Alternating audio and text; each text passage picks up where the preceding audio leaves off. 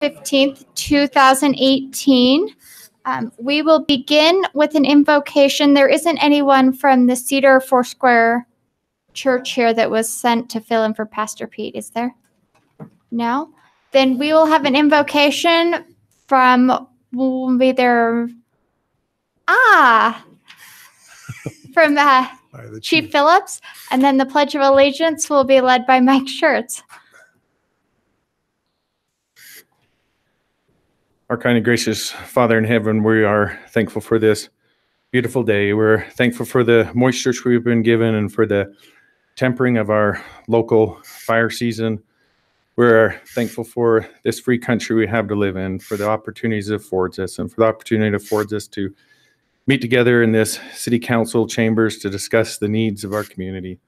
Please bless the council and staff as they discuss the items on tonight's agenda, that they can do what's the best for the community. Please bless and watch over those families of firefighters who've died fighting the wildland fires, that they can be protected, especially the Burkett family that just recently lost their husband and father from Draper City. Please bless and watch over our local public safety, and please bless and watch over those who provide our streets and waters and all the things that keep the city running smoothly. We're thankful for all the blessings we enjoy in this community, and these things we say in Jesus Christ. Amen. Amen. Thank you. Stand here. If the audience would please rise. Follow me in the Pledge of Allegiance. I pledge allegiance to the flag of the United States of America and to the republic for which it stands, one nation, under God, indivisible, with liberty and justice for all.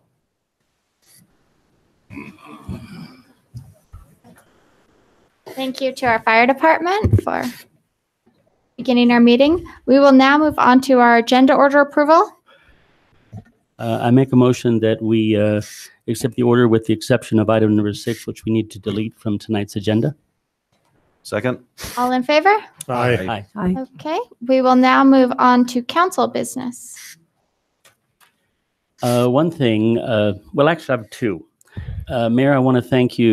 You moved very quickly. If you noticed, last week I spoke about the weeds on the property directly east of the 5th District Court, and the next morning the majority of them were cut down and cleaned. So I want to thank you for moving so quickly and getting that taken care of.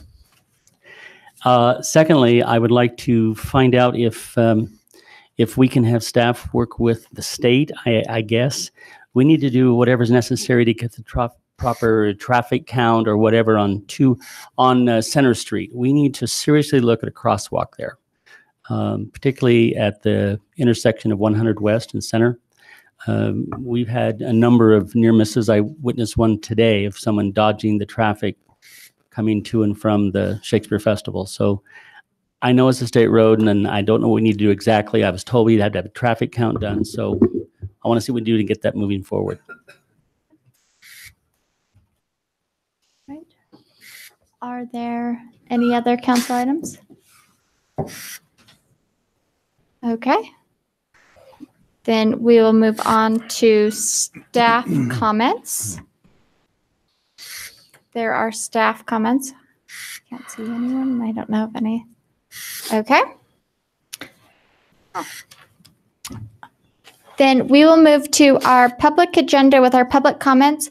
If you're here to make a comment about an item that is on the agenda, I ask that you wait until we actually get to that agenda item so the conversation is relevant to what we're discussing and the item. If your comment is just a general public comment related to any other item, you are now invited to come up. Just make sure you state your name and try to keep your comments brief. We are setting a limit on the amount of time for public comments tonight for all items. As we can see, we have a standing room only out into the hall. So, okay. Good evening. My name is Jerry Heck. Ms. Mayor, ladies and gentlemen. I'm here to speak about what I call the Bernie Sanders water ordinance. I wasn't here during public meetings because we weren't residents of this lovely city at the time. We've had a rental property in Cedar City for 5 years. It's fantastic. We've had some great tenants. The last one skipped me with the water bill, and I got it. And what I understand is when they go to the next place, they could get signed up for water again. Now, we talk about why rents are high in Cedar City, and this is one of the reasons. So an easy proposal would be is if I got a copy, now I will. I'll be calling the water company every month. Did my tenant pay? Did my tenant pay?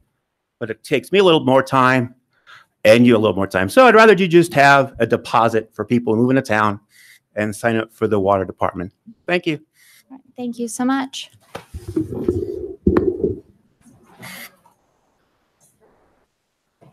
All right.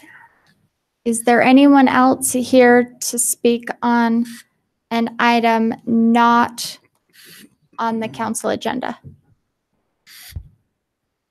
No? Okay. Then we will move right into our business agenda with our public portion with item number 1, a public hearing to consider a general land use amendment from R3 residential to mixed use for property located at the intersection Paradise Canyon Road and Spruce Street. Mayor and City Council Bob Platt. You're probably, can you pull a picture up? Keith? No, let me see if I can find it.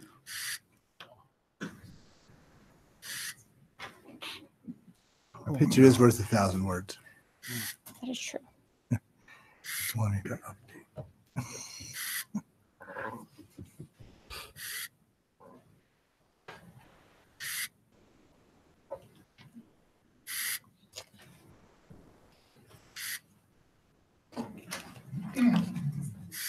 Okay, this is up at the, and I was here 2 months ago on this, so we're revisiting an issue. I'll be brief. This is at the corner of Paradise Canyon Road and Spruce Street. This is where the Dairy Queen is right here. We changed this. This property is R3M, and we changed this to R3M. So presently, this is R3M, all of this. Because the owner of this parcel wants to put a fourplex on this lot, and some of the parking will have to bleed off onto this parcel, and also some overflow parking from the El Jefe UPS little spot there. As I talked this through with Drew, we got to make this mixed use on this instead of R3M. And it's only to accommodate a parking lot that can take overflow from across the street over here. Bob, is it the same property owner for both pieces? This is on, yes, this is the same property owner. Okay. O&O Investments. 6 hours. And they're okay in using that piece of their property as overflow parking, or are they getting? Oh, yeah. They want to develop a site plan to put a fourplex here, knowing that they got to put some of the parking here, but they want to have enough parking here. And in the development of the site plan, it may have to bleed over. He may have to work out something with Sage White over here, but I'm not going there tonight. We're just trying to make this M3 so that it can accept overflow parking. If it didn't have overflow parking issue, I wouldn't even be here. Okay.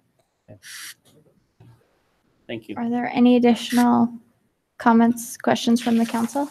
Is there anything from staff that they'd like to add? Okay, then we will open the public hearing on this item. There is anyone here to address this? Okay, seeing none, we'll close the public hearing and move this to our action agenda. Okay, item number 2, public hearing to consider a zone change from R-3 residential to mixed use for property located at the intersection of Paradise Canyon Road and Spruce Street.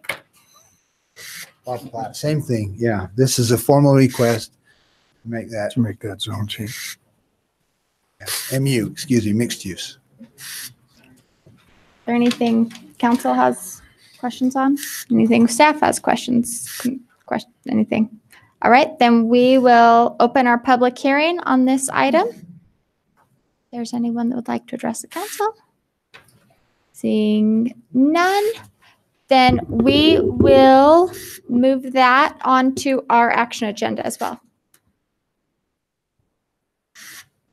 All right. We need to talk more to the microphones. Item number 3, consider a single event permit for the Elks Horseshoe Tournament to be held August 25th, 2018.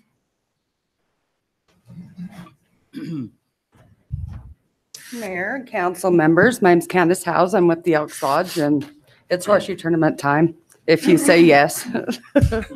So we're hoping next Saturday between the hours of 1 and probably 5 or 6. We'll just be out throwing horseshoes like we usually do, and if we can get your approval. Is there Chief Adams? Is he out in the hall? Hey, there we go. You should receive. Yes, your turn.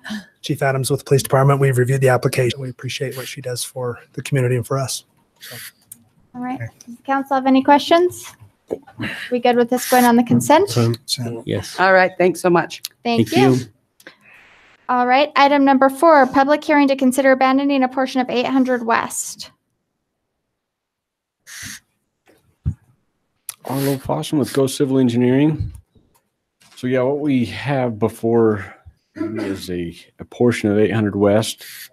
The city has decided to go away from the 66 and go to a smaller road, less to maintain, still handles the same traffic.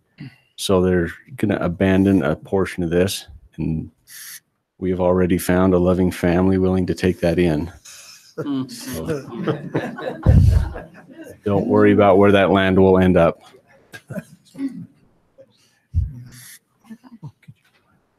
Yeah, I have a question on this. Hey, can I say one thing? Yes, ma'am. With everyone in the hallway, they cannot hear unless you really speak into the microphone and speak loud. So, Can you hear me in the hallway? There you go. I saw a thumbs up. I do have a question about this. I noticed also in the planning commission meetings, this item came up by a couple of people. I just have a question about narrowing the road. It just seems like with the growth that we're experiencing in the city and that potential 800 West has as a north-south corridor down to the university, 200 north. I just question, are we wise to be narrowing the road? And so, Kid, I turn to you. We had a conversation earlier today, but I'd like to hear why we think it's wise to narrow the road.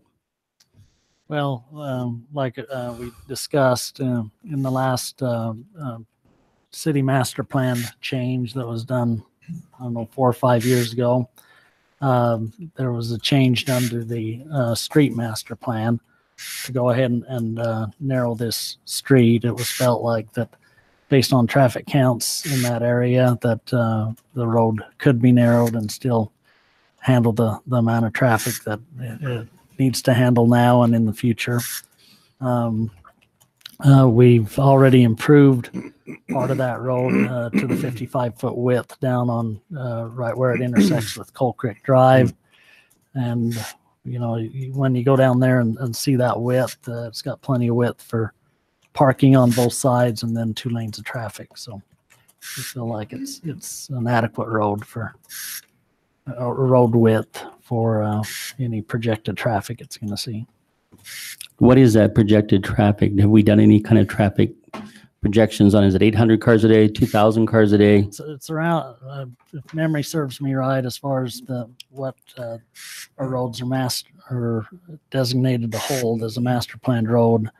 It's 800 vehicles a day. So I see that many going down Maverick every day. All right, thank you. I still question whether we should be doing that. Thank you. all right. Are there any other comments or questions from the council members? Is there anything else staff would like to add? If not, we will open the public hearing on this item. If there is anyone that would like to address the council? Seeing no one, we will close the public hearing and move this on to our action agenda. Okay, item number 5, consider approving the road dedication for 800 West at approximately 800 North. Arlo Fossum with Go Civil Engineering. So this is the second part of it. We're abandoning a portion of it and then just dedicating the new widths of the road for city use now. All right. Are there any questions from council? No new ones. No new questions? All right. Would you like this on your consent or action agenda? Action. All right. Then we'll move to item number 7. Consider an agreement between Coal Creek Irrigation Company and Cedar City. I know Joe's out there somewhere. Joe Melling to There the, he to the is. mic. So the agreement has a little bit of backstory to it. Years and years ago, Cedar City went to Coal Creek Irrigation Company and asked them to move one of their irrigation diversion structures further west. And it was done to accommodate rail spur and some economic development industrial properties in the area. So the irrigation company agreed to move their structure west. It's currently located on our airport property just south of the new terminal. From the outset, the irrigation company kind of had some issues on how the new structure made water move from point A to point B. It wasn't accommodating what they wanted. And we've tried over the years to do various remedies, costing the irrigation company money and us money, and the irrigation company time and us time and effort. And we haven't been able to come to something that exactly meets both of our needs. So the agreement we have in front of us has two basic components. One is the irrigation company's done some modifications to the split. Basically, if the city pays for the modifications, we're off the hook for future modifications of the split unless we need them to get water where we need to get it. The irrigation company indicates that they can deliver to us our water, that we have shares in the company. We have about 680 shares. That's a ballpark. So with the configuration that they currently have, they can get us our 680-ish shares. If we significantly increase the number of shares we own in the company and we want the water to go somewhere else and their system can't handle it, then we could approach them about modifying the system, but it would be on our dime and they would have to agree to the modifications. The other thing the agreement does is it kind of documents some past practice between Coal Creek Irrigation and Cedar City Corporation that has been a handshake deal for how many years, Joe? Well, since Will you state your name, though? I'm Joe Melling, Thank you. Joe. and the handshake deal's been there since before I started farming, which was in 1960. So it's been there It's been there quite a while. 60 years. And here's the biggest part of it. It's easier for us to get our guys and our equipment onto the airport property with all the federal regulations that we have to follow on the airport property than it is for Coal Creek Irrigation to get their guys and their equipment on the airport property. So there's a system of channels and ditches and pipes within the airport property that we clean and we maintain. And it mostly hits after a large flood. That's the biggest part. But every couple of years, we have to go in and just kind of clean them out. And this agreement also documents that we're going to continue to do that. Hopefully we've been good partners in doing that for the last 60 plus years. In general, yes. I guess the only thing I would add is that the part of, so you're aware, Coal Creek Irrigation Company has over 18,000 shares in it. And it delivers water to almost everything from the college farm, if you know where that is, south of 56, clear around Teaneck. And so it's a big irrigation company. And the obligation is to make sure that all the shareholders get their portion of the water that comes to them. It's entirely a high water right, which means some years there's not any water. Some years there's more than we can handle. And since the county put the flood control channels in to Quitchupon out past the treatment facility, it's worked a little better, but there's still some work that needs to be done on those so that we can bypass some of the flood channels and some of the floods. The floods, the problem with them is there's so much silt, nobody wants them. And one of the things that Paul was talking about that is part of this agreement is that when the creek is running high, really high, it carries enough sediment that from this split down to the intersection of Lund Highway and U-56, it tends to drop. The was put in was moved both west and north, and that's kind of increased it. And so there's sometimes when water's running high that has to be cleaned out or people can't get their water, many of our share owners. And so we've tried to cover that too. And that's probably been the major thing that's caused misunderstanding between some of the city people and Cold Creek irrigation companies. I guess with that. The last thing is for our staff is just to really clarify that the gates and everything on that split, they belong to the irrigation company. They don't belong to Cedar City. There's one gate on there that stops flood water from flooding our facilities. We can operate that one, but we're agreeing to leave the rest of them alone, and the irrigation company will run them. Yes. And the money part.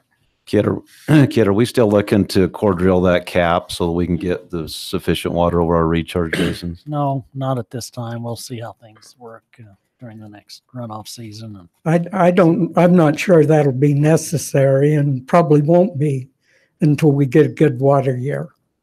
And if it is needed, what would probably work from the irrigation company's perspective is to cut the lip off and strength and put a little more angle on the grate that's there. Okay, so it's so steep now that we just didn't get what we usually get this year. Well, there wasn't any water for a lot of it. But maybe just so you're aware, and I know it's been talked about here some, but you have to realize that that split was put in 2003 or 4, Kit, somewhere in there, and the irrigation companies made some suggestions of how it be modified to then, and in 15 plus years, it just didn't get done. And that's when the irrigation company said, well, we think we can make it work, and if it doesn't work, we'll take the responsibility to modify it. The other thing, so you're aware, when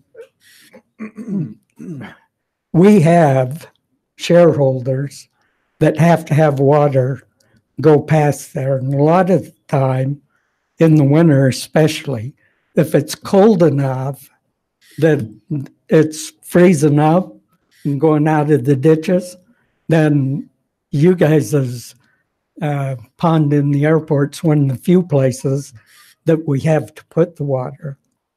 But last year, there wasn't as much water, and 2, it wasn't cold enough. There was only about 4 or 5 days all winter where we thought we were going to have to run it somewhere else because it may spread. And there's people west and north of you or south of you that have to take water through that split, that's the only way they have to water their livestock or haul it to them. And they get kind of upset when all the water's going to the city. If they can get it, they want it, and they've got shares too. And so we have to think of their thing.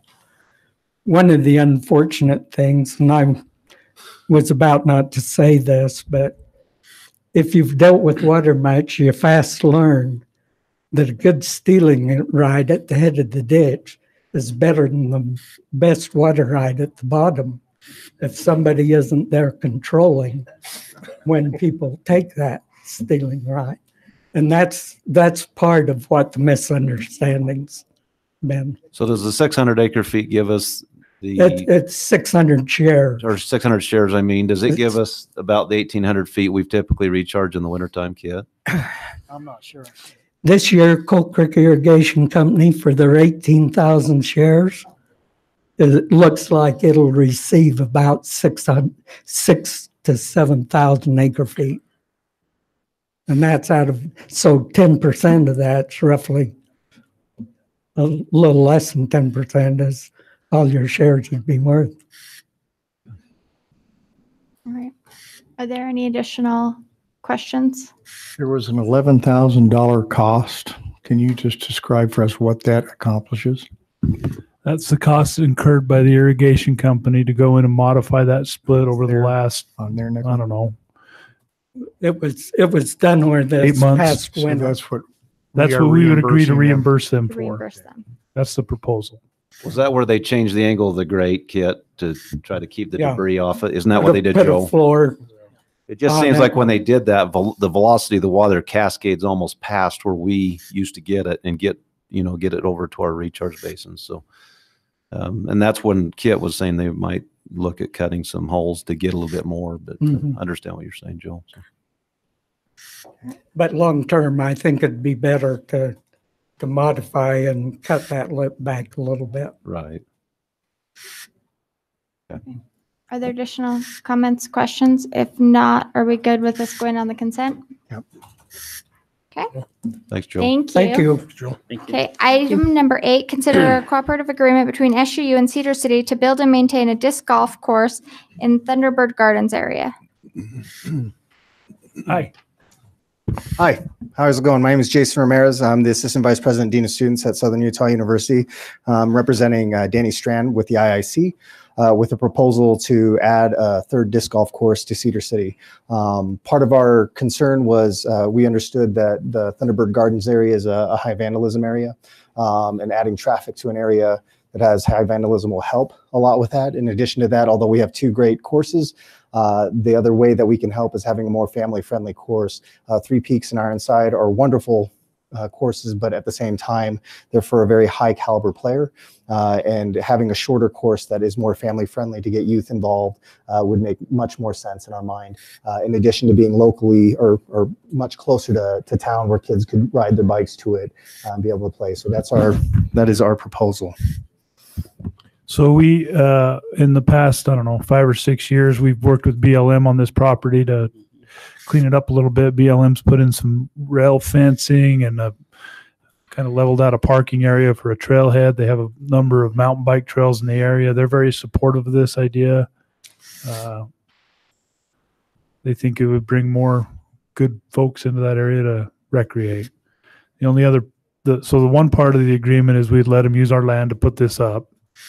The other part is we would chip in $5,000 to help them with their costs.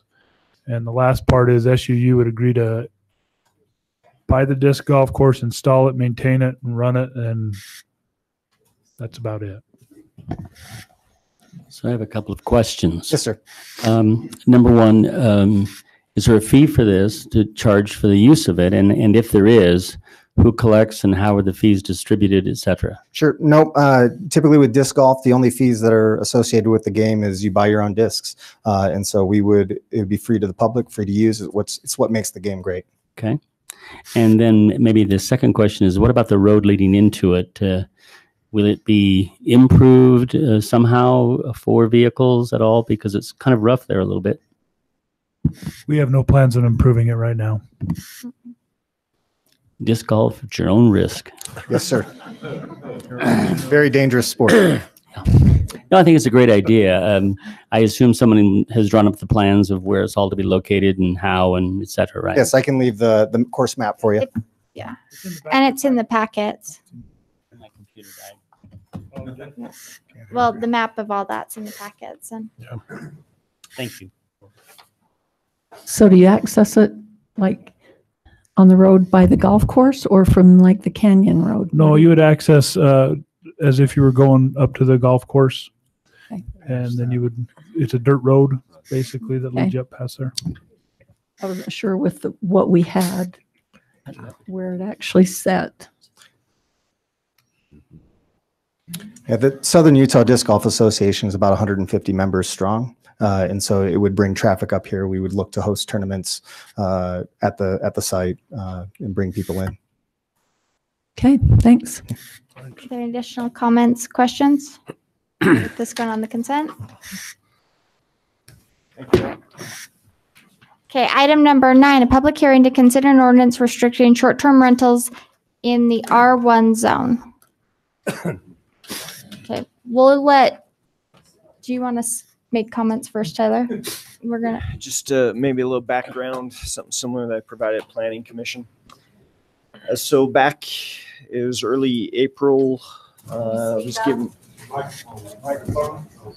So back in early April, I was given some direction to write an ordinance that dealt with our short-term rentals for the city.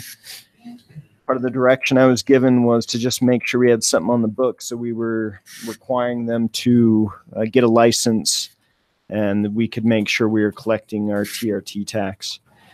As the way the ordinance was written and passed back on May 9th was that short-term rentals are allowed in any residential zone, as well as any other zone, non-residential zone for existing residential uses.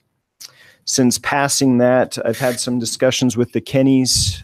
They would like to restrict short-term rentals from the R1 zone. Since then, they've kind of developed their ordinance, and I've kind of helped guide them through the process of how to get here. One other comment. I was told today that there's some citizens that live in HOAs that are concerned that these short-term rentals would be allowed in your HOA. That is governed by your CC&Rs. That's not governed by city law. So if you live in an HOA and you're concerned about this, you need to first see if your CC&Rs are restricted. If they do, well, that's the agreement that everyone signed to abide by to live in that HOA, just in case there's any questions on that.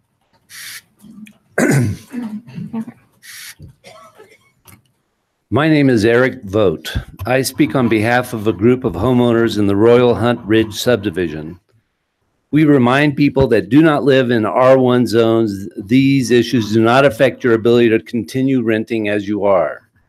We propose an amendment to section 23-9Q of the city ordinances regarding residential short-term rentals. The recent amendment allows nightly rentals in all residential zones without limitations, which we believe are in conflict with the city's own definitions of R1 zoning. Here's the ordinance with our proposed change in red. That's slide 1, please. It's quite simple. We are proposing to exclude the R1 zone from the ordinance and handle any nightly rentals in the R1 zone through a variance or yet to be determined process. Last week at the Planning Commission, we suggested a solution that includes capping capacity and applying for a home occupation. However, we met with the homeowners of the nightly rental in our neighborhood, and although they felt they could live with limitations, we realized that we are not planners, building inspectors, or politicians writing ordinances. It's not fair to the owners of the nightly rental for us to make those limitations any more than it's fair for them to set their own occupancy in our neighborhood. That's the job for our city's professionals in those areas in conjunction with the residents affected. Cedar City zoning laws were written in the era of boarding houses and is now being applied in an era of vacation rentals via the internet. However, the intent of the zoning was clear. Slide 2, please. I'm going to give the quick version. It's the same one, you just need to scroll down. Definition of R1 zone. The objective in establishing the R1 residential zone is to encourage the creation and maintenance of a residential environment within the city, which is characterized by single-family dwellings, a minimum of vehicular and pedestrian traffic, and quiet residential conditions favorable to family living and the rearing of children shall also be characteristic of this zone. This is the important part. Boarding and lodging houses, two-family dwellings, triplexes, apartment houses, and other multiple dwellings representative of higher density residential areas are strictly prohibited in this zone, as are commercial and industrial uses, and home occupations are strictly limited. It seems pretty clear, doesn't it? Let's look at the city's definition of some of these terms. A boarding house. A boarding house is a building or a portion thereof where for compensation rooms are rented with meals. At the Planning Commission, we were told that the with meals section means nightly rentals are not boarding houses. Therefore, they are allowed in an R1 zone under the new ordinance. We think this is a sneaky loophole around our R1 zoning so they can collect licensing fees and room tax at the expense of the many and the benefit of the few. Now, here's the city's definition of a hotel. Hotel is a building designed for or occupied as the more or less temporary abiding place of individuals who are, for compensation, lodged with or without meals. The city does not have a definition for lodging house, but the dictionary defines it as a house in which rooms are rented. We have a lodging house or a hotel on our street, which is strictly prohibited according to this ordinance. According to the zoning. The R1 zone also precludes commercial uses. The Webster's definition of commercial is relating to or engaged in commerce, which is the activity of buying and selling of goods and services.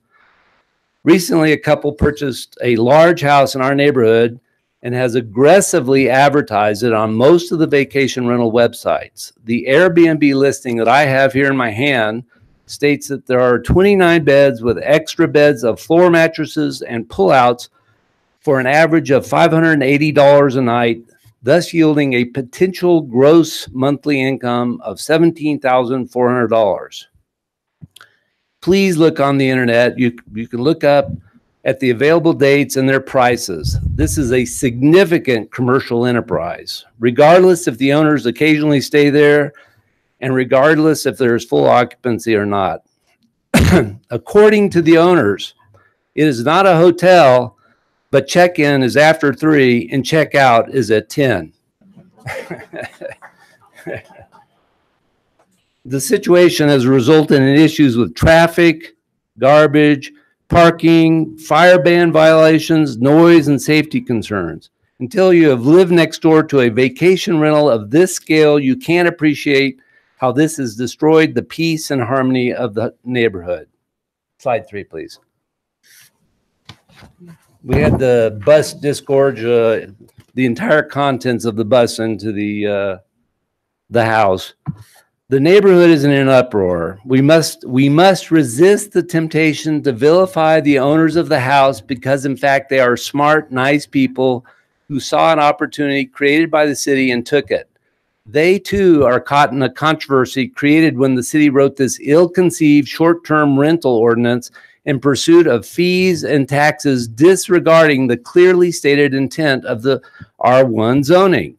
However, for those of us that chose to buy homes in R1 zones, we did so under the rules established in R1 definitions and have every right to the quiet enjoyment of our homes and protection of our investment.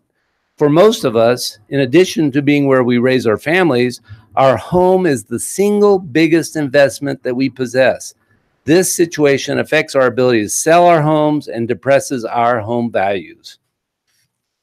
My name is Tammy Vogt. I live in an R1 neighborhood and I'm a realtor. I deal with property values daily. The attorney for the Utah Association of Realtors recommends that sellers disclose to buyers if a house nearby is being used with such a high vacation rental capacity. This is to protect the seller from the possibility of future lawsuits. How easy will it be to sell a home with a lodging house next to it? How much will the property values of surrounding homes plummet? Depressed home values will attract other investors wanting to do short-term rentals for maximum return on their investment, and this creates a vicious cycle.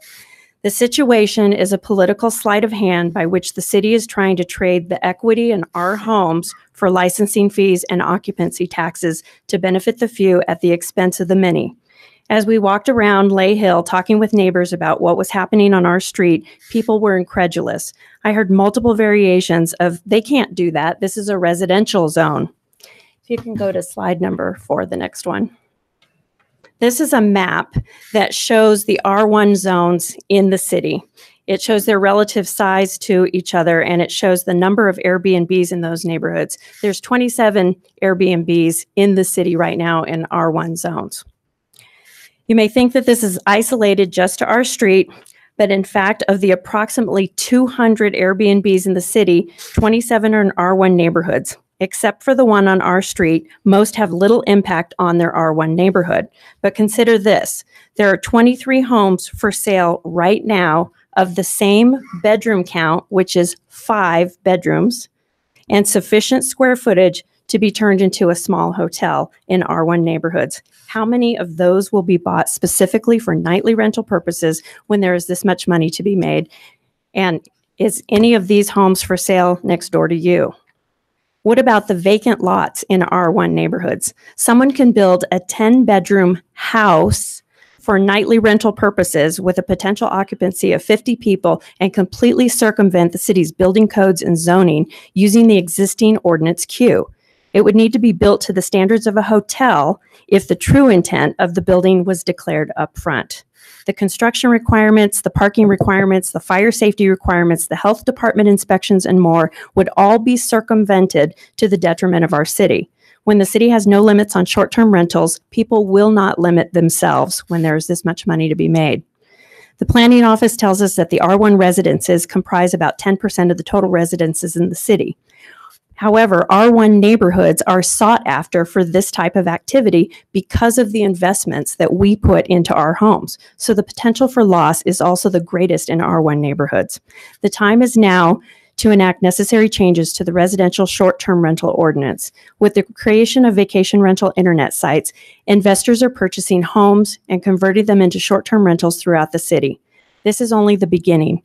The battle will be fought in all R1 neighborhoods if the city does not take action now. HOAs and CCNRs have limited ability to help. Associations must be willing to take legal action, and most CCNRs were written prior to this type of activity. And why should HOAs and CCNRs protect us from an activity that is already prohibited in an R1 zone? If the council decides to allow short-term rentals in R1, it is imperative that they do so with limits and input from planners, building inspectors, fire marshal, and R1 residents. In closing, we recommend that the ordinance be amended to exclude R1 from the blanket permission for nightly rentals in all zones and to explore appropriate limits that do not conflict with the R1 zone. We thank you for the opportunity to represent our neighborhood and present our views tonight. Thank you.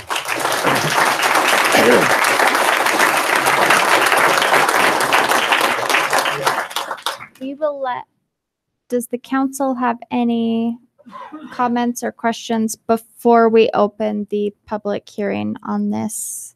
Tyler, would you clarify for us the accuracy of what's prohibited and not in an R1 zone?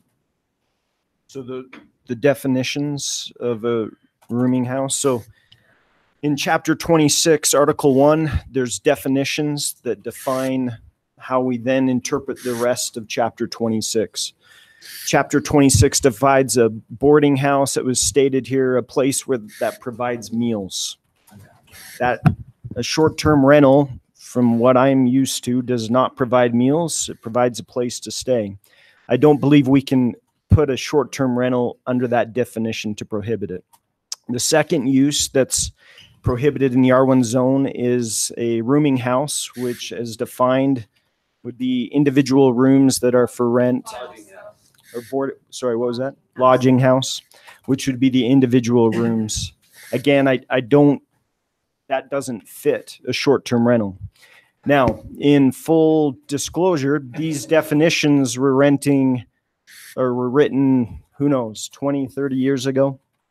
And this is kind of a new use in the last probably decade. But legally, my advice to the city council is, as written, short-term rentals are allowed in the R1 zone.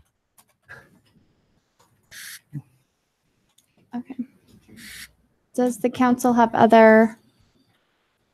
anything else they'd like to add at this point or questions? Okay, then we will open the public hearing. As stated earlier, we're going to limit comments to no more than 3 minutes per person, just because we actually have standing room out in the hall. And so make sure you state your name, and we will now open the public hearing on this item. Ladies and gentlemen of the City Council, my name is Brian Middleton. Please apologize. My apologies if I stumble. I've been working 10 hours today and I'm very tired. First off, disclaimer, I am an Airbnb host in an R2 zone, and this would be wonderful for me because it would remove competition, but I still think it's a bad idea. First off, those that made the proposal failed to mention that they, up until last Tuesday, they had not talked to their neighbor. They had not made any solid attempts to contact their neighbor. And if they were listed on multiple Airbnb-like sites, they could have easily contacted their neighbor. As a host, that's one of the easiest things you can do. They failed to mention that the bus unloaded in 45 minutes and that it was a swim team. They've talked about some of the harm that could be caused by that. And last I checked, we didn't have to worry about the criminal swim team coming into town. The folks also failed to mention the property rights with regards to the Builders Association, which brought up that the owner of a property has a right to be able to use their property as they will, to be able to make money, and that is a perfectly acceptable use. Sorry, I'm just glancing over my notes real quick because long day. They assigned a lot of nefarious behavior to you, the council. I was very fascinated by that because that was a big change of tune from last Tuesday. Apparently you guys are evil masterminds out for taxes, and I felt that was a little bit unfair considering that this was just enforcing the owner's right to be able to make money from their property. There's a lot of misconceptions with regards to Airbnb that have been assumed here. One of them is the misconception about taxes. We do pay taxes by default, and every single Airbnb-like site that I've checked on, HomeAway, VRBO, TripAdvisor rental, and Turnkey Vacation Rentals all collect taxes, send them to the state, and then the state turns around and sends them to the city. They also misrepresent some of the characteristics of Airbnb and those other services, one of which is that Airbnb hosts are required to maintain very high expectations for this very reason. Every single rental is insured for $1 million per person that stays there when they book the site. And that's for, as far as I know, every single one that I have checked, not just Airbnb. And Airbnb requires our hosts, their hosts, to comply with expectations with health, safety, so on and so forth. So a lot of the claims are misrepresentations. Thank you very much for your time. I'm sorry for stumbling.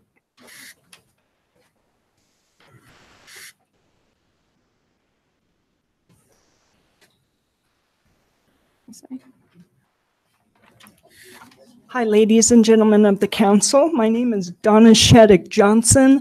I'm the owner of the Iron Gate Inn, the #1 B&B in your city with the highest standards of safety, my food safety, the comfort, cleanliness, and I am required to provide 1 parking space for each sleep room I have on my premises, which is 7. I am expanding. I'm even renting a parking lot down the street for my guest purpose, for entertainment when I have weddings, parties, etc. I'm also a member of Airbnb. However, Airbnb looks at my B&B as a place where they can rent to people and they have free reign no matter what they want to do or their purpose of their visit. I have very few Airbnb people because no one's allowed in my kitchen. It is certified. None of my guests are allowed in my kitchen, only my employees. This is something very near and dear to me, and Airbnb, if you're not familiar with it, is a problem all over our nation. New York City. I just spoke to one of my guests today about the problem in Sedona, and maybe Mr. Airbnb doesn't know that 1/2 of the Airbnbs in the city of San Francisco closed due to the fact that they weren't licensed. So this is a problem.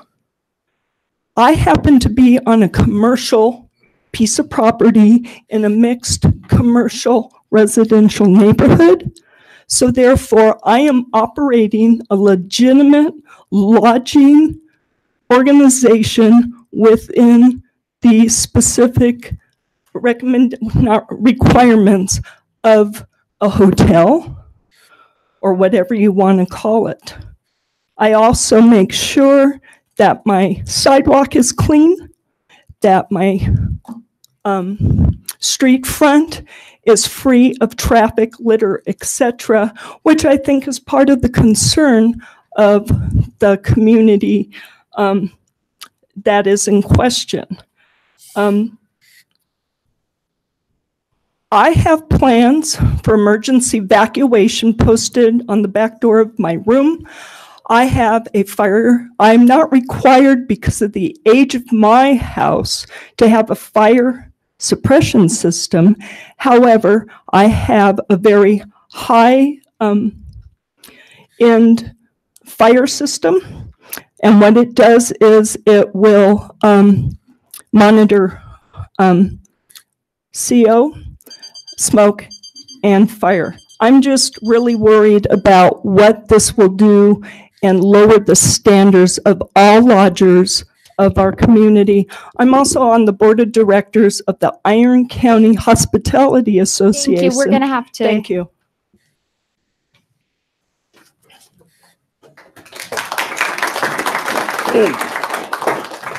Ladies and gentlemen, my name is Len Gleim, and I live in an R1 zone.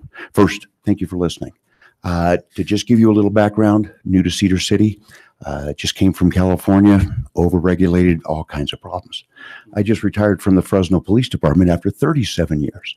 And one of the interesting details that I had was I was the variance investigation sergeant for the police department. And not to get too long because the 3 minutes goes very, very quickly. One of the problems that we had was trying to define what's residential and then what was business. And then that kind of an overlap where it started with the Airbnbs. Fresno came up with some reasonable per square foot number of people that could live, or I'm sorry, rent the houses. And what we tried to do was to take a look at also the people that were living in an R1 area and tried to balance that as best we could. So what I would ask of you today is to take a look at that balance. It's businesses starting to come in. It does cause some concern, and to maybe come up with some reasonable regulations. Oh, regulations, bad word, California. Maybe some reasonable options for you guys to maybe come forward with. And I would really appreciate that. I love it here, and I don't want to move. So thank you very, very much. I appreciate it. Thank you. Thank you.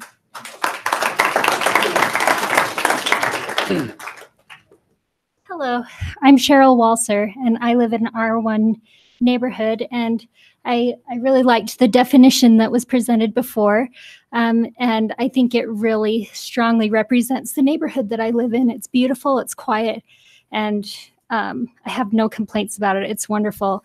And I'm just here to represent mothers and families that are raising small children. And I have a concern about having large occupancy rentals in the area that can turn over every night. It was said before that there was a swim team that came to this house and stayed, but it's not a rental for swim teams. It's for anyone who would like to rent the place. And so that turnover, having that many people every night turning over, that presents a problem for me and my family. Having that many people, you know, of any caliber coming into my neighborhood and being there when my children are around, as well as many other families that are also living there. And when we purchased our home, we had a few options, and we chose that neighborhood for that safety factor, as well as all of the other, the beautiful neighborhood and quiet neighborhood. And so I just ask you to think of that. Like, if you were raising your family, would you want to raise them in a neighborhood where there's unrestricted amounts of people that could just be turning over like that? Thank you.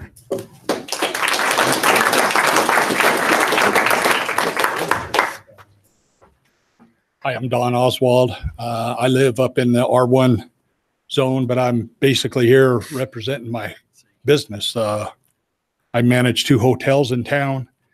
And according to the figures that we received from Maria Twitchell, the Iron County Tourism Director, in Iron County alone, there's over 900 Airbnb properties listed on the site. According to her numbers, they are not paying the transient room tax. They may be paying taxes, but they're not paying all the taxes.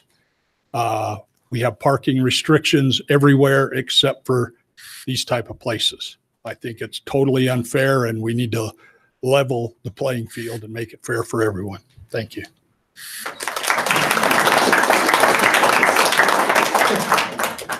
I'm Judy Higby. I live on 200 West. I'm not sure if I'm R1, R2, R3. It changes pretty often. But I will say I understand these people's issues. As a former innkeeper in Cedar City, I don't know why all of a sudden we don't have those same type of restrictions in line than when I opened my bed and breakfast 10 years ago. I had to jump through a few hoops to do that. So I know Airbnb is a different type of mode of people renting. I will say I travel the world. I stay in Airbnb. So I don't think the rap they're getting here is really honest. There might be some that aren't good, but there are some that are very wonderful. There's a castle in France that is an Airbnb in the chateau, okay? I stayed in it. So it's not all bad stuff.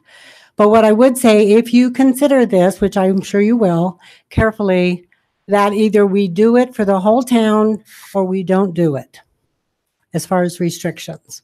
Because I think it's very unfair to the whole town to burden everyone else with this problem, if it's a problem.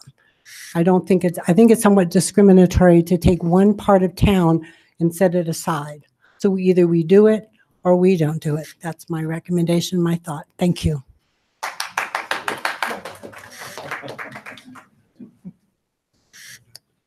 Thank you. My name is James Ayton. I reside with my wife at 1033 South Ridge Road, which is part of the Royal Hunt Ridge subdivision. I'm speaking in support of Tammy Voigt's proposal to amend Section 23(9)Q of the city ordinances regarding short-term rentals. I believe that short-term rentals need to be excluded from R1 zones unless a variance is granted. The R1 zone is clearly designated as single-family dwelling with a minimum of vehicular traffic in a quiet residential area favorable to family living and the rearing of children. The definition also excludes lodging houses. Section 23(9)Q clearly contradicts this. Our neighborhood is in an uproar because a couple took advantage of the city's contradictory ordinances to establish what is essentially a hotel for 30 or more people. I'm speaking out against this, not because of the havoc this has brought to our neighborhood, although it's significant, but because of the approaching havoc that will be coming to R1 neighborhoods throughout our city in the future. What's the limit? What's preventing developers from building McMansions on empty lots in R1 and sleeping 40, 50, even more people? We know, in fact, that developers are coming from Vegas and Los Angeles. They're looking to do just that because real estate's so relatively cheap here, and our ordinances are weak or vulnerable or confusing. This 30-bedroom home in our neighborhood is the tip of the spear aimed directly at Cedar City. If the town council does not address this problem, R1 neighborhoods will be shot to hell. Besides the traffic, trash, and other problems these large short-term rentals pose, they will wreak havoc with our property values. Our homes are our largest investment, and now they have become in our neighborhood substantially less valuable. My wife and I have 2 vacant lots on either side of us. What if a developer put a McMansion there and rented out to 30 or more people? What would happen to the value of our house if a 30-room hotel sprung up next to it? What if it were your home? Please address this problem and look to the future. This problem can be fixed. Thank you.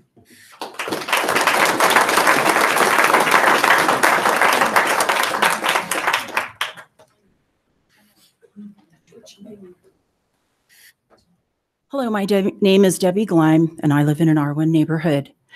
And I have to share with you a testimony. I visit the grind almost every day. And I had the pleasure of sitting at a table next to 3 people, 2 from Las Vegas, 1 a young realtor, and God love her, she's doing a great business. They verbally said, this is not hearsay, I'm telling you as a testimony, we want to come and buy 3 or 4 houses here for Airbnbs because it's cheap and there are no restrictions. That right there set me on a path of, wait, I don't like laws, I don't like restrictions, I love Utah. But if we don't stop it early or make a restriction, this will not be our Cedar City. It will be Las Vegas's Cedar City. And that's not why we're all here. We love this place. And with that, is it fear for me? Terrifying, because I'm getting old and I don't want to retire in Las Vegas. I want to retire here where I feel good. And I know all of you do. So please think hard on this because Cedar's growing. It's not shrinking and we have to plan ahead. Thank you.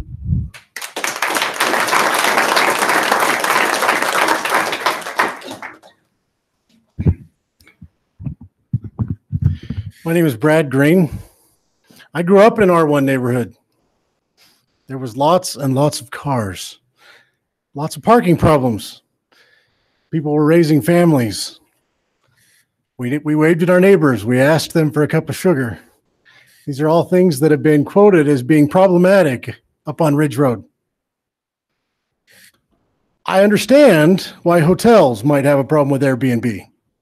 They have continually, over the last several decades, been laden with more and more regulations and taxes. Some of them they agreed to, like the transient room tax that they thought would create an organization that would spend money marketing to bring people into our community and they would stay at their hotels. And so they thought that was great as long as all hotels were forced to do it. And they were. And now these hotels have these really high burdens that makes their cost of doing business very high. And now there's a competitor on the block that has not yet made the radar of the regulators. Well, it has now. And the taxi cab companies in New York were furious when Uber was invented. The sharing economy is here to stay.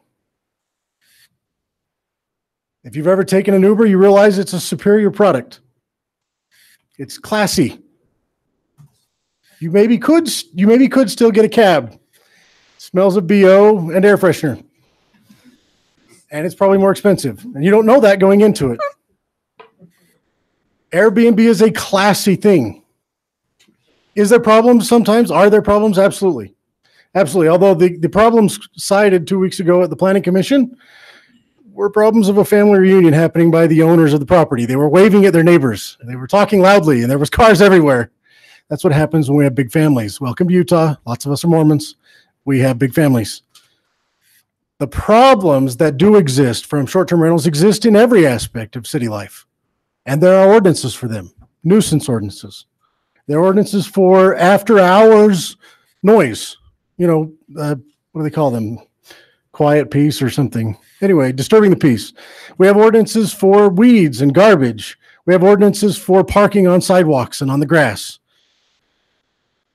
Utah is Utah because we protect rights. Property rights especially. You own yourself and your productive efforts. If you want to be like California, regulate everything. We'll be California. Housing prices will be astronomical. Nobody will want to live in them. Nobody will afford to live in them.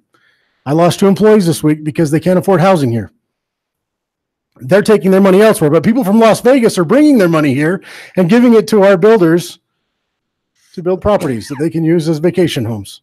And we should make sure that they are good citizens by abiding by the rules that exist, not creating new laws, hoping that if we add more laws, we won't have to enforce the existing ones. Let's have a prosperous community, please. Thank you.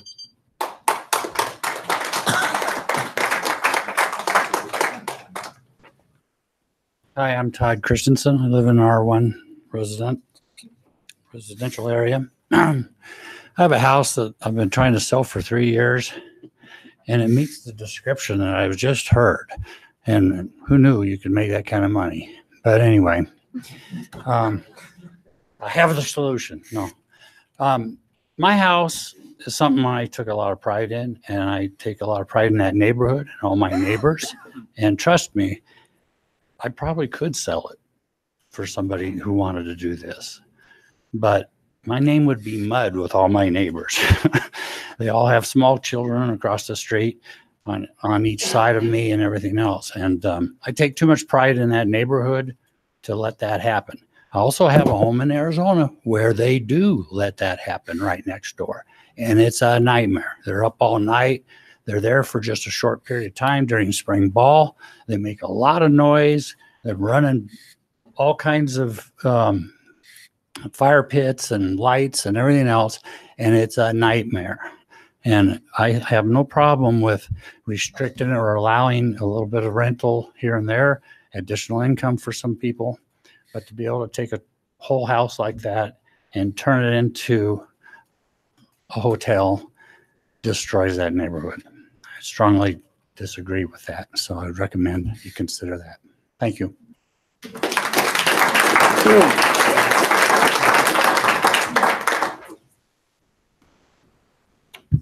My name is Meliana Hunsaker. Do you want me to spell my first name?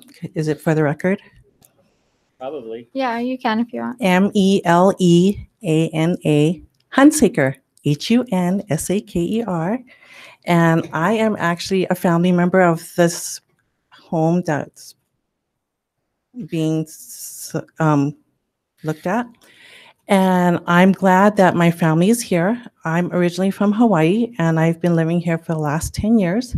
And so in the last year, my family has purchased this residence, and it has allowed me to see my family.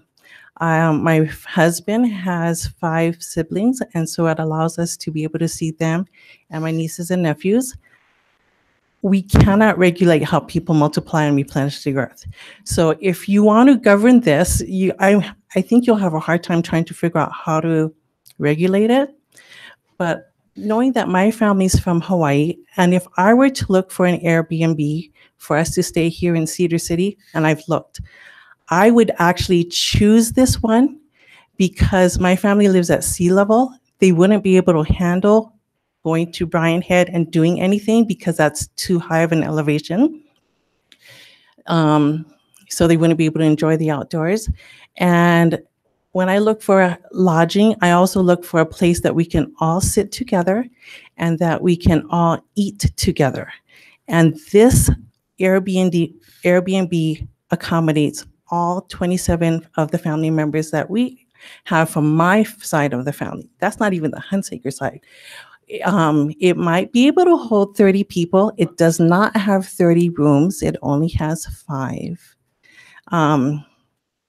And I would look at an Airbnb over a hotel because with my nieces and nephews on my side of the family, they range from less than a year to 24 years old. For children, hotels will not allow children to stay in their own room without an adult. We're outnumbered. There is 10 adults and 14 kids. And so where would we stay? An Airbnb is a great opportunity. And I don't like problems unless there's a solution. And I'm sorry, guys, I don't have a solution for you. So this is a tough one for you. And I know that you'll do the best to be able to make it so that everybody can be happy. Like I said, I'm happy that my family's here and I get to see them a lot.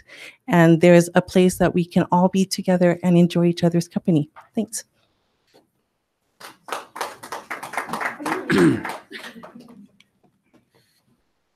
My name is Maria Twitchell. I'm the director of the Cedar City Bryan Head Tourism Bureau. I'm only speaking to clarify a statement that was made earlier by Don Oswald.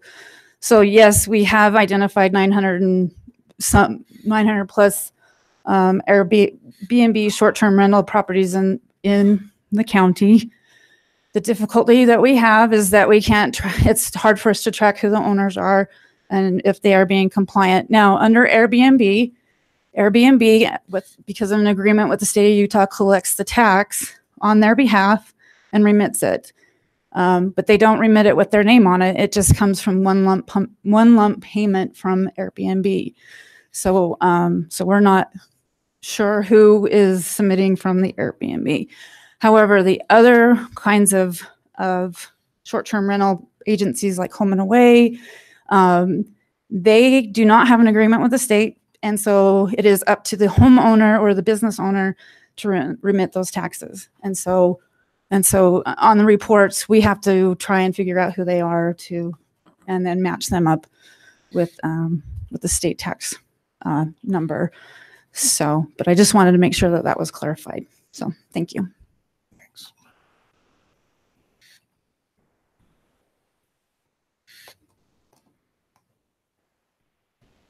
My name's Eric Jorgensen, and I live on the Ridge Road subdivision where there's a large Airbnb. And I guess my question or concern is why there is explicit language in the zoning ordinance to allow the short-term property when the majority of the CC&Rs, and I can't speak to all of them, prohibit that. I think that creates a quandary with regards to a binding contract that someone has when they join the neighborhood through purchase or construction. And I don't understand why the city felt it necessary to explicitly allow that, because if the real estate agent and the people handling the closing of the property do not disclose the CC&Rs to the buyer, and they look at the city ordinances and they think they can put up a hotel, because that's effectively what has happened, then how does that work? Because I view the ordinance as contradicting a binding contract, at least in the perception of the people that are purchasing the house. And I don't understand why it's necessary to have that explicit language. Why not have no language and let the codes, covenants, and restrictions supervise that? That's actually a question. If any of you guys, I really want to know. I do. I want to know why the language needs to be explicit. So for the last however long Airbnbs have been in operation, there hasn't been anything on the books and that changed in May. Okay, why? Because you had to know that it would contradict CC&Rs. And the purpose is so we had something on the books requiring these people that were running some business out of their home to be able to make sure they had a license, that they were properly registered with the state, and they were paying the appropriate taxes they needed to. What about the legal document at the recorder's office called the Codes, Covenants, and Restrictions that they agreed to adhere by when they acquired the property? Who is making sure they follow that? Yeah, the city cannot be held to a standard to make sure it writes its laws according to every CC&R written in the city. Except you wrote one that contradicts the legal document. So I just want to know. That's on the owner, the purchaser, to make sure that when they're buying that home, they're aware of everything they can do with it.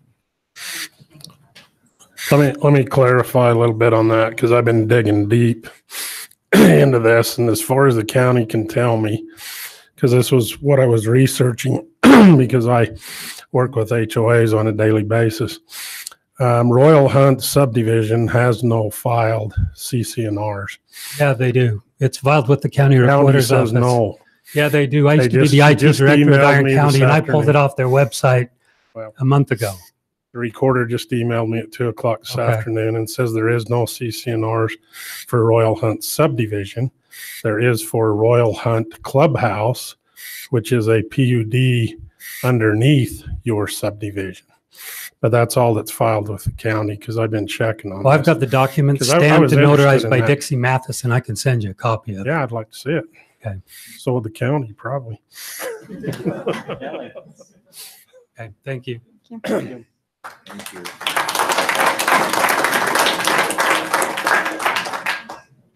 Hi, I'm Courtney Braithwaite. I live across the street from this big home, and I just want to say, can we not talk about that house anymore? It's not what it's about. The planning commission meeting that keeps getting brought up was bad. it ended up being all about that house, and it's not. I know the people that own that house. Our neighborhood has spoken. The day of the tour bus, we were texting them. There's contact going on, and it's a he said, she said story, and I think we just need to move on from that house. They're nice people. They have a big house for their family and a rental, and we don't care when their family's there. When the rental's there, it's scary. I don't like to look out my son's bedroom window and see a tour bus when I put him to bed and when I wake him up. So I'm not sure how that was 45 minutes. He said, she said, that's my point. Moving on, I live at 955 South Ridge Road. I work at Cedar High. I'm pretty close. I drove down the street, down the hill. I saw 5 houses for sale on my way this morning. And every time I drive past, I think, oh no, there's another one. It's going to be a problem. And we need to look at the other homes in the future and get away from this house. It's one of them. It's the starting line. And I think they just opened up the discussion, but let's not go back to what's been said about that house and move on. Thank you. Thank you.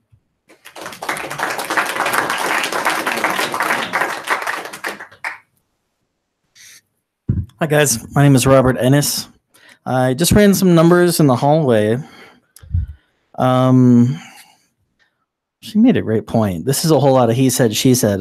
During the campaign, I heard a whole lot of smack about Paul Cozzens, and it turns out it was wrong. Paul's got a good character. And I think in a lot of these cases, people have some pretty strong opinions.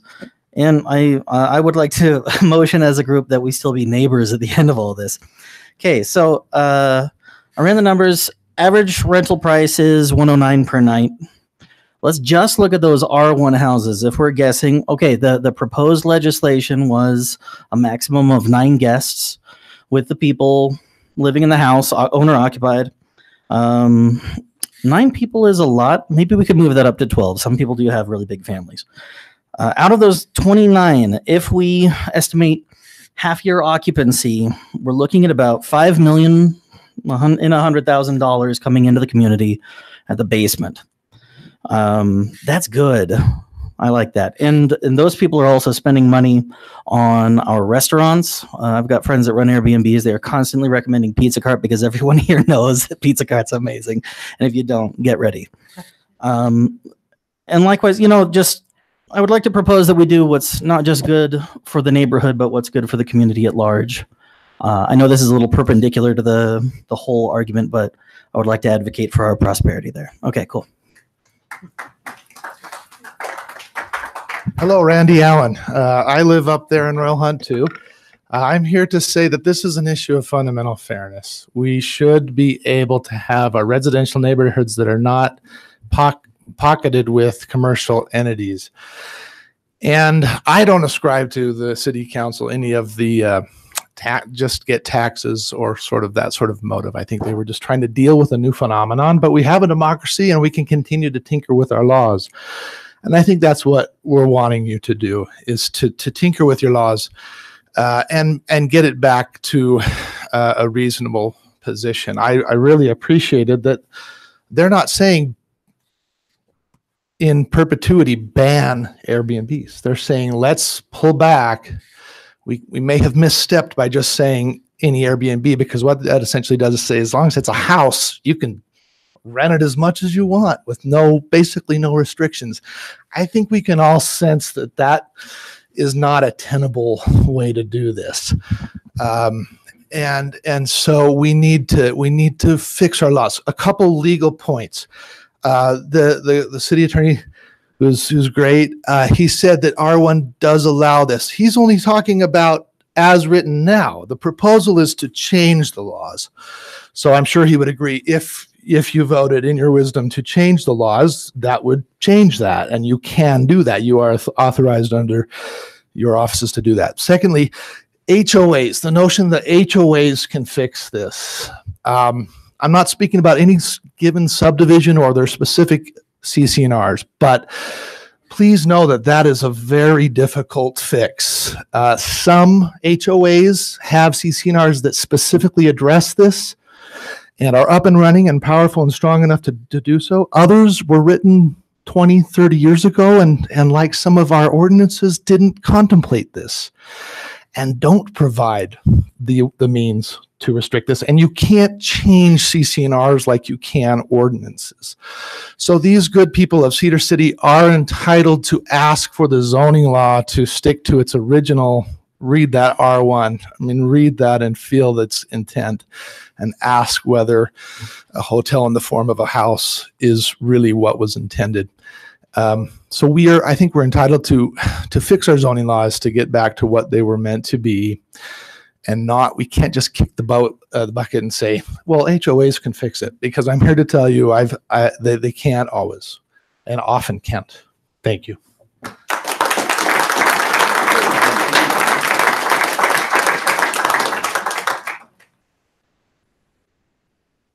Right.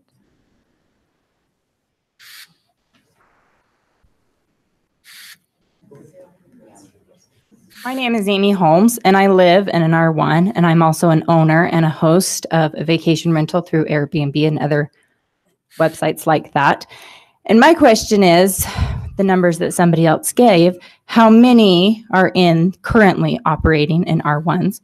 You change the rules, so then we can't operate these. As an owner of a home, I still have to bring money in to pay for this home. So what do? I rent it out to somebody else for a 6-month lease, a year lease, whatever. Would you rather yes, there's good renters and there's also not good renters. Do you want to take that chance of having a not good renter for 6 months to a year, that the yards aren't being taken care of, the weeds are overgrown, who knows how many broken down cars you have sitting in front of your house? You still have the cops show up, you still have noises, you still have parties, you still have problems with long-term renters. Or do you deal with a group through Airbnb that is there for 2, 3, 5 nights, usually not longer than a week or two, and then they're gone? You take the risk either way of having strangers come in for a week or so, or strangers coming in with problems for 6 months to a year lease. That's just something that needs to be thought about. Thank you.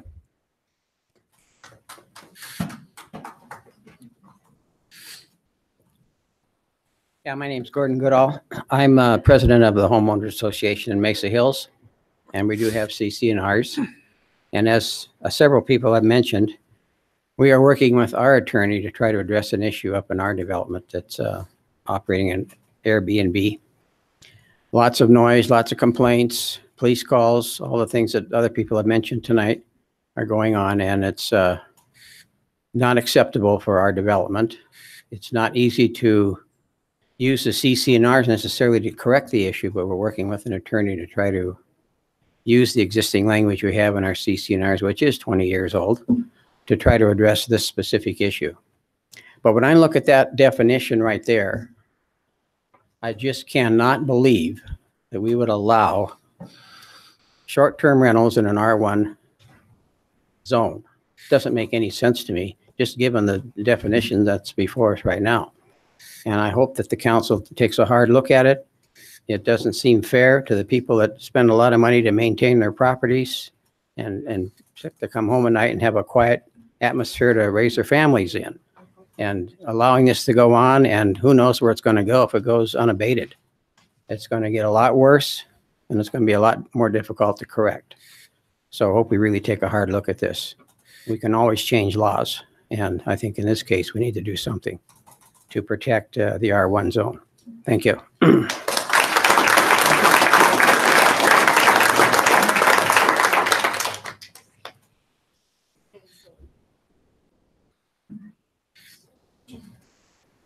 Hi, good evening.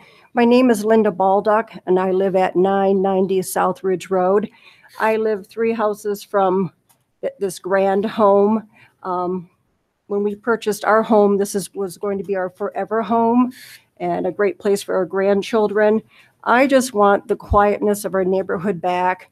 And I want the feeling where if I send my grandchildren out, from point A to point B to ride their bikes, I don't have to be sitting on my front porch all the time with worry. So that's all I have to say. I just want my quiet neighborhood back. Okay, thank you.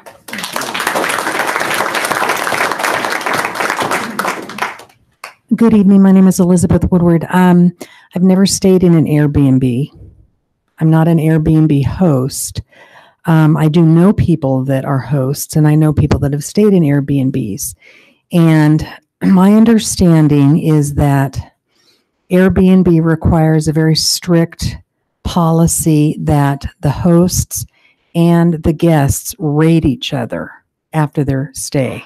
So that if the Airbnb home is not a nice home in good condition and healthy and clean and so on and so forth, that this has to be rated. And also the host has to rate the guests. The people that I know that are Airbnb hosts find that the majority of their guests are here to see plays, go to the national parks. Oftentimes they're not around that much. And I'm wondering, and I can't answer this question, maybe you can, but prior to this debacle of this large home and all of these people, was this an issue? I mean, did anybody bring this to your attention prior to that? I don't know. And you know, for all those people that have grandchildren like I do, I love my grandchildren to come visit too, and I can tell you they're not quiet. So we like quiet neighborhoods, but we all have family. And so I don't know. I'm just wondering, you know, how much we're imposing on personal property rights. So, thank you.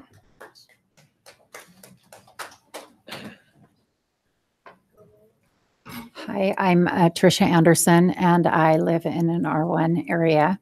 I have a large home up in Mesa Hills, and I want to take more of a personal note of that. Yes, there's a need for people to stay where they can come and stay for 3 days. I have a 15-year-old daughter. They come stay for 3 days and they're gone. Is my daughter gone? Is your, you know, it takes one. I always seem to look for the negative part but to think that somebody could come in and, I mean, I can house 26 people in my house with blow up beds and, you know, everybody there with my whole family. But they're not there for 3 days. If it's a bad renter, I can deal with a bad renter because the renter is there. But for these others, in 3 days, 4 days, they're gone. Is my daughter gone? We can't control who's coming and renting them. They quote the says that somebody said they quote each other, but they're not telling you what's happening to the families that are around there, the children, the kids, the elderly who bought for that reason so that we would not have to have I guess I could turn my house into a rental, but I don't want to. And I don't think I think it's unfair for the families that bought and had that opportunity to buy and be on an R1, knowing that my family's safe. My neighbor knows me, that we watch for each other. You can't watch for somebody who comes in and stays for 3 days. Otherwise, we're sitting on the front porch. And I think you need to look at it as also as a safety issue and what they would do. Pardon me? Sorry about that. Oh, that's okay. So I just more on the parent side of what this change would do to my family and to my neighbors. Thank you.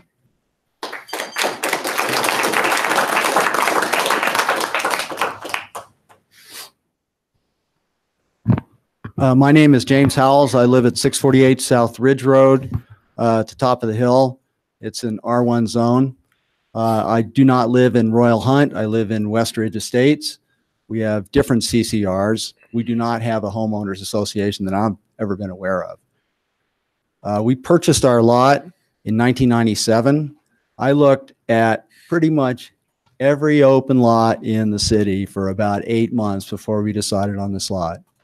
And we chose that lot in part on reliance of the R1 zoning of the area, which meant residential only, no twin homes, no duplexes, no apartment buildings.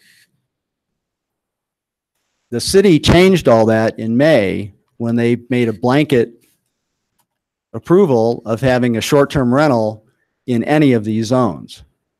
They changed the nature of my neighborhood. Now, other people have spoken here tonight about the affordability of Cedar City real estate. Well, Las Vegas and Southern California are finding out about it if they don't already know about it. And our real estate prices are cheap compared to what they can buy property for. They're looking at Cedar City as a cash cow. Other people have mentioned this. Somebody buys an empty lot, builds a big home, can put 50 people in it. We have no limits on this. I mean, anybody can turn a large home into a large VRBO.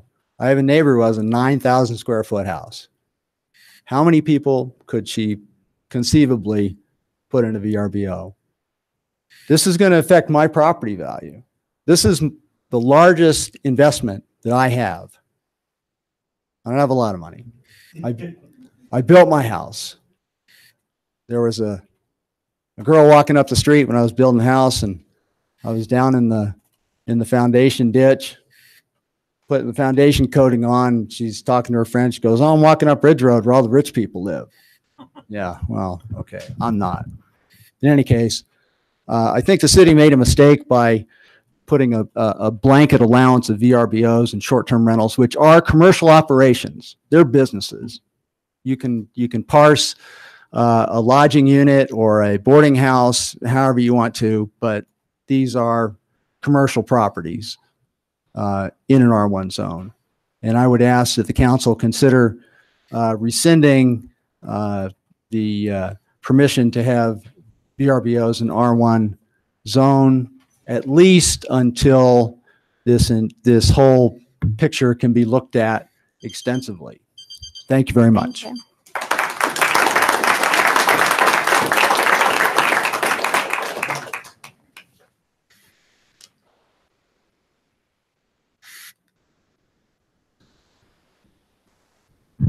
My name is Kathy Hunsaker, and I am the owner of the terrible house that is being discussed. When we purchased it, the reason we purchased it was because we have 32 members of our family that we wanted to be able to get together as often as we could and have a place that would sleep that many and feed them. And as we came and we put this house together, first, I guess I want to preface this by we really do care about our neighbors and we want to be good neighbors.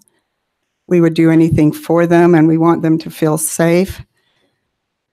We had several people come to us and say, would you ever allow, because you're not here all the time, would you allow people to stay in your home? And of course, that's my nature.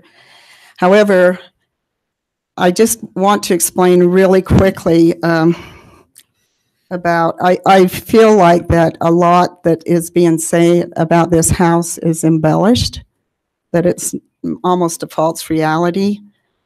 But having said that, when the people that had the swimming team asked us if they could use the house, the whole reason they wanted to was because they are required to have a place that's safe for the students. They have to prove that the boys and girls can be separated, but that the adult supervision is there with them.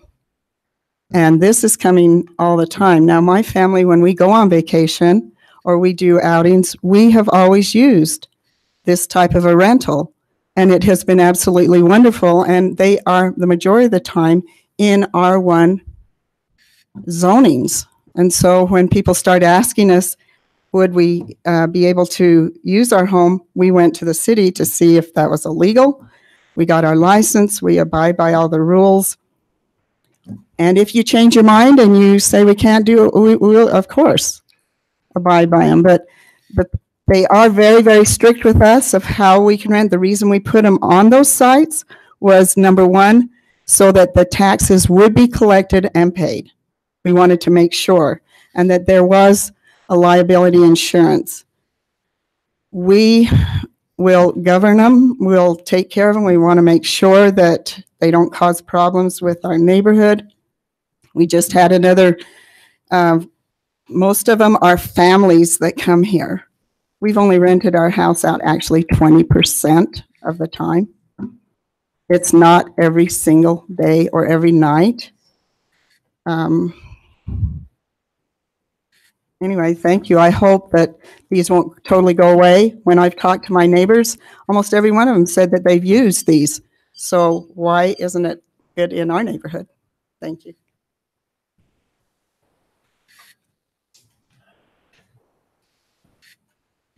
Hi, my name is Marian Allen. I live in the area that has brought this big discussion about. I feel sad that this had to come to a head because, mainly because of a change that was taking place in May, which evidently was approved by the council. And we probably find out who approved it. And that opened up a box of worms. That's why we're here. Up to this point, we were not talking about Airbnbs and homes where the homeowner is there and they have control of that property and who is there with them and who is taking care and who is responsible. Not that this incident says that they are not responsible people, but you brought this upon us at this time. And I think you have the power to change it to where it was. There is one word that in our day and age is not being heard very often, and that is compromise. That means not everybody gets what they want, but we get something that we can live with. The rule that was initiated in the beginning, that there was a limited amount of occupancy in a home that can be rented out with parking and so forth. That was very well thought out by people before you were on the council, and that should be honored.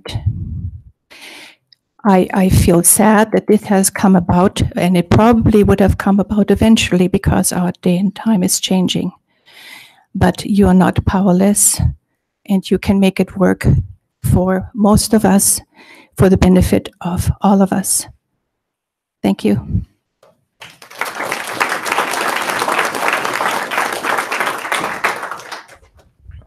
My name is Russell Olson, and for the council, thank you for hearing us. I bet if you ever saw me in town, you saw me with my little girls. If I ever went to a Shakespeare play, I had my family. And I live in this R1 neighborhood on Ridge Road. And frankly, I'm scared. If you look at the website, the house capacity holds 30 plus per night, but with floor space available. But let's not look at that house, but I can do the math. So that's over 200 people a week.